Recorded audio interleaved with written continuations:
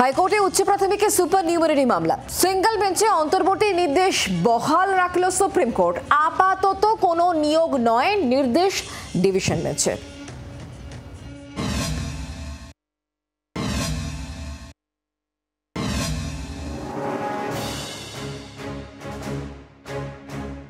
শারীরশিক্ষা এবং কর্মশিক্ষা বিষয়ে waiting list থেকে নিয়োগ করার জন্য অতিরিক্ত শূন্যপদ তৈরি করেছিল রাজ্য।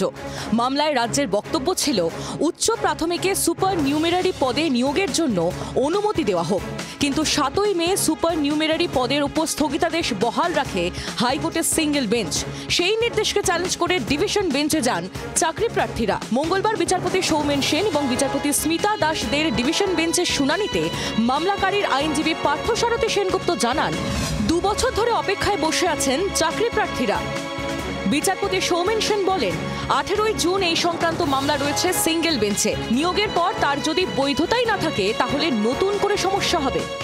শুনানিতে আরেক আইনজীবী বিশ্বরূপ ভট্টাচার্যের সওয়াল, যারা মামলা করেছে তারা পাশই করেনি, তাহলে মামলার অর্থ কি?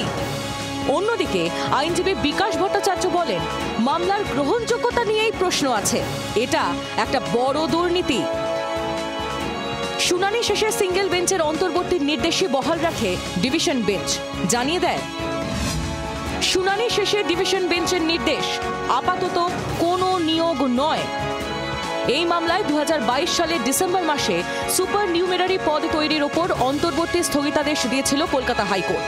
সম্প্রতি 26,000 চাকরি বাতিল মামলায় সুপার নিউমেরারি পদ নিয়ে রাজ্যের সিদ্ধান্তে হস্তক্ষেপ করেনি সুপ্রিম কোর্ট। চলতি বছর এপ্রিল মাসে সেই নির্দেশ দেখিয়ে হাইকোর্টে আবেদন করেছিল রাজ্য সরকার, কিন্তু ডিভিশন বেঞ্চের নির্দেশের ধাক্কাই খেল রাজ্য। অর্ণবাংশ নিয়োগের রিপোর্ট, জি 24 ঘন্টা। বাংলার আওয়াজ, বাঙালির আবেগ, জি 24 ঘন্টা।